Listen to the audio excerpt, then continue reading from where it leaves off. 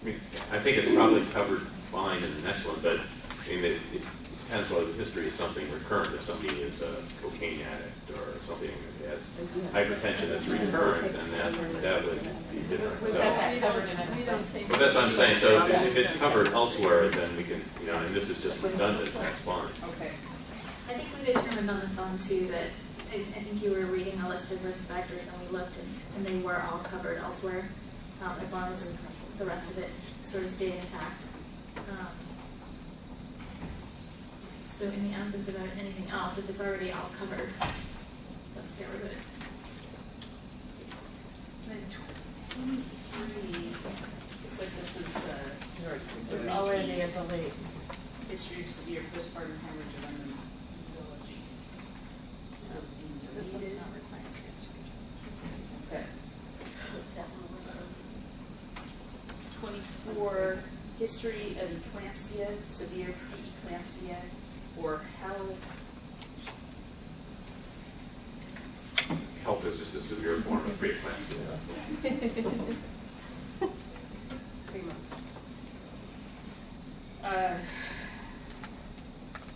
Chart says research more. I see this applies the same thing as the other two that we just talked about. We got hung up on one, but with IGR we were able to quickly throw it out.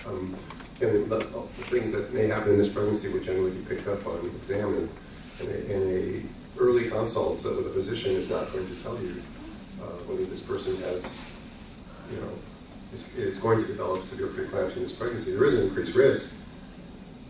And if it occurs, Then you refer out. Right. That's just the It goes in section B. Really. Same with number 25. Exact same thing. all right. So I'm inclined to delete that. Then go to 25. Same thing. History of gestational diabetes. If it occurs, It's the same thing. diabetes. Yeah. It would be appropriate for the midwife to do different care early on in the pregnancy with a history of gestational diabetes, but that shouldn't necessitate consult because it's testing and counseling, so we can do that. And then, of course, if they have it, we're referring that, then it's going to fall into B. Okay.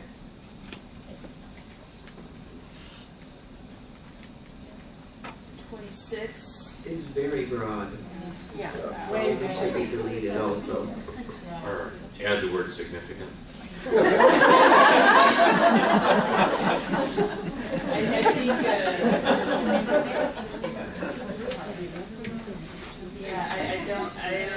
I mean, this is not an encompassing list. It's a really good list, and that's probably the majority of things, but, you know, is it possible to come up with something that's not on this list that's significant? Yes.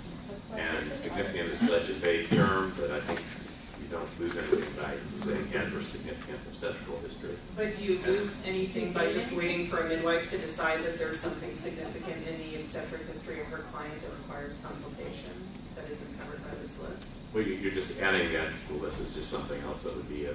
but we have, down the line, we have other known conditions likely to affect pregnancy. And also in the heading for A, there's includes but not limited to. Right. Well, I think 35 probably, as long as you keep 35 in it, you can add the word significant there, you can get rid of 26, but they're Okay. seen, those are fairly redundant, as long as 35 stays in. 26 is gone. All right, 27, no prenatal care prior to the 3rd trimester. We We're drew all last okay time with and deleting that that. one. Yeah. 28, current or significant history of alcoholism or abuse. I think we need to get rid of significant history. Yeah. They have current alcoholism or abuse, that's a significant thing. But if they have a history of it 5 years ago and they've been clean ever since, why would we refer them? There's nothing to gain from them. And we wouldn't probably keep them in our care if it was current. Should that say drug abuse, by the way? Or, The next one does. oh, so what abuse? Oh, abuse of alcohol. Well, what's the difference between alcoholism and abuse of alcohol? I would. The amount. A fifth to 2/5? Kind of like pornography. I think One is wine and one is beer. Is that things I could in my informed consent solely so that I can say no to people that I want to say no to. I think it might actually be better worded current alcohol abuse. So we don't have to make a determination. Right. Because, I mean, there's that Ism. ism out there that once you're an alcoholic, you're always an alcoholic, so you're always a current alcoholic. And what we're really interested in is, are they currently abusing alcohol? Yeah, that makes sense from my perspective.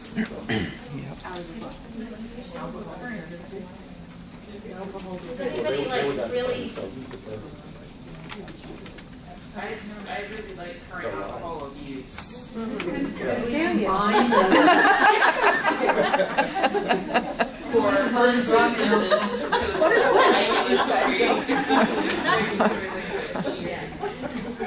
Could we combine alcohol and drug abuse into just a single line? So it's either or, drug addiction or alcohol abuse? Drug or alcohol abuse. And or. Yeah, drug and I don't have a problem with that. As long as they're both in there, if Yeah. you want to put in 1 line or 2 lines. Alcohol Shrink the statute. and or.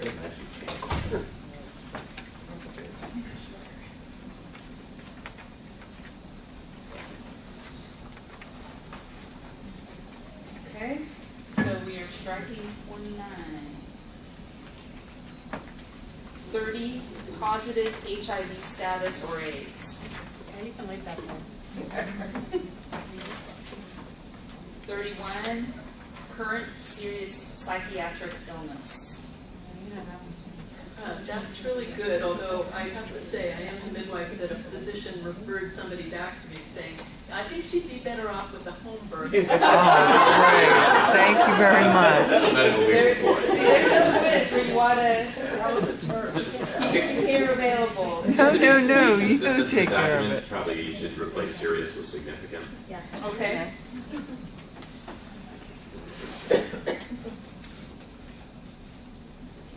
Okay. 32, age 35 years or older at delivery. You can strike that. Yeah.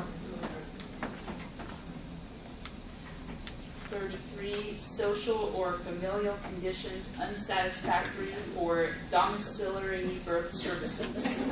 I don't think that's a current condition.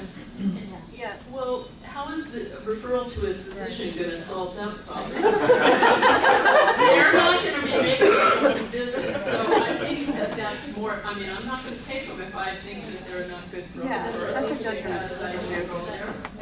I don't see any benefit to sending them to the doctor. If it's your out. Unless you get a feeling out. I would propose we strike it. Okay, yeah. Except that there is the issue of if you feel like their conditions are unsatisfactory for birth services, and I guess I kind of extend that to newborn care because it's protective. Right, but is the OB the right referral? It's part of our standard of care. We're going to do that. CPS might be the right referral. Yeah, CPS is. Yeah, I guess if you do that, will you do that? We're happy to do that. 34, Kind of the same as 33. other significant physical abnormality, social or mental functioning that affects pregnancy, parturition, and or the ability to safely care for a newborn. I think we've already got that covered in current significant psychiatric illness. Physical abnormalities are covered somewhere else. I think it's fairly well covered. Well, 33 and 34 are pretty much the same. I think Yeah, I the wording agree. for 34 is better than the wording for 33, personally. Is developmental delay or something, cerebral palsy, some of the other things, those fit under, it's not really a psychiatric illness? I think, But wouldn't that be the congenital? 34, and it does allow for that reasonable transfer out for someone you want to reasonably transfer out, and you can refer to a reason. Other known conditions likely to affect the pregnancy. I think it's superfluous language, frankly. Well, that's the pregnancy, the other one includes birth and newborn care. Well, Or just then add it to- doesn't even belong here. What about at the end of 35, other known significant conditions likely to affect the pregnancy or ability to safely care for a newborn? Well, again, how are we improving the woman's care by putting that in this regulation? I mean, if we don't feel like a woman's safe to care for her baby, you can bet we're going to be referring her to somebody for something. But not the OB. But not the OB, exactly. You know, she needs social services. I'll approve it for home birth. You can give her a graduate, but you can't care for baby. Let's save time and effort by referring people appropriately the first time instead of referring out to someone who's only going to refer them again. And that's been our point on several of these. Right. It sounds like we're striking 34. Yeah. And 33 and 35? 35, I think we decided to keep. What about 33? I missed that. Yeah, we're going to Strike. It's strong. So 34 does address parturition. That's No. slavery. Thank you.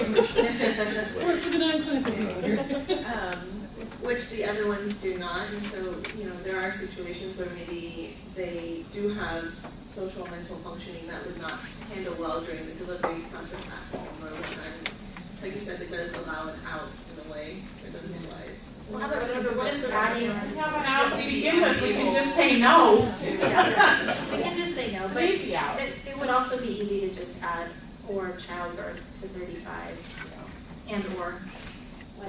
Pregnancy. Parturition doesn't show up anywhere else in this document, maybe we should pick a different word. Yeah, other than conditions likely to affect pregnancy or childbirth. But the statute doesn't say anything about childbirth. It does not. It says condition likely to affect the pregnancy. We're not coming up with conditions for. I don't think you need to parse out parturition from You're right. pregnancy. No, I fine. think No, most people fine, would not consider as- that's part of it. Correct. So 35 staying, 34 and 33 are gone, right? Yes. All right. Is 35, I'm sorry, is 35 other known significant conditions or just conditions? Okay. We're adding the word significant to 35? Yes. I would. Yes. Cool. Otherwise, any condition. Yeah. Other significant conditions? Yes. But still like it. You need to go back to 21. History of preterm birth. There's just one on the B section also. What? There was also one on the B section if you want to go to number 5 with protracted weight loss. That's not the only one. We're not there yet. We're not Oh, there. sorry. I'm dealing with this first section. Okay. The fact that we're this far, I'm so happy. I'm not sure why if we're allowing women to be consented by midwives for all the rest of these history ofs, and allowing them to decide what their course of care is going to be given their options, why are we leaving 21 in? Exactly, because we can consent them about progesterone treatments, and then they can decide for themselves as opposed to it being on this list and then we have to go have a consult about it. When we can talk to them about it. We can tell them that's an option and they can go see a physician if they'd like to do that. I mean, this is a little bit ignorant on my part, so forgive my question. But I mean, our licensed midwives usually trained in what the indications for iron progesterone are. So that's my question. Yeah. Yes. And if we didn't know, we could tell them that and we'd send them to the physician to find out. If it was a vague thing, like, well, I don't know whether you fall into this category or not, you can go see. The only concern I would have is I think the folks in this room are probably amongst the elite, and I'm sure there are other folks that perhaps are not practicing at the level that you are, and would things fall through the cracks with some of your colleagues. And if the case, this is to try and protect that, and again, I think just as with physicians, there are physicians who things fall through the cracks with. I'm sure you all see it all the time. I've worked in physicians' offices for the last 15 years. I've been really aware of it. And yeah, it's going to happen with licensed midwives too, and there's nothing we can put in this document to prevent that.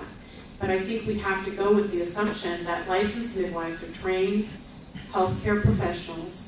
We provide good care. We have good statistics nationally in both and in California, despite the challenges of the reporting tool that we use. And we know when we don't know, and we refer for that. Overall, across the board, that's our biggest strong suit. That when we're over our head, we know we're over our head, and we refer out. Yeah, and I just think that I reiterate that, and I just say the person who's not going to know is not going to refer just because it's in here. I don't think that this Yeah, is going not to the truth. protect anybody from the person who might not refer. Well, we know Cam's gonna publicize this when and it's gonna be in all sorts of places, so, I mean, the expectation is they will know what's on this list. But somewhat, They may not have hand up than you do. And, you know, in terms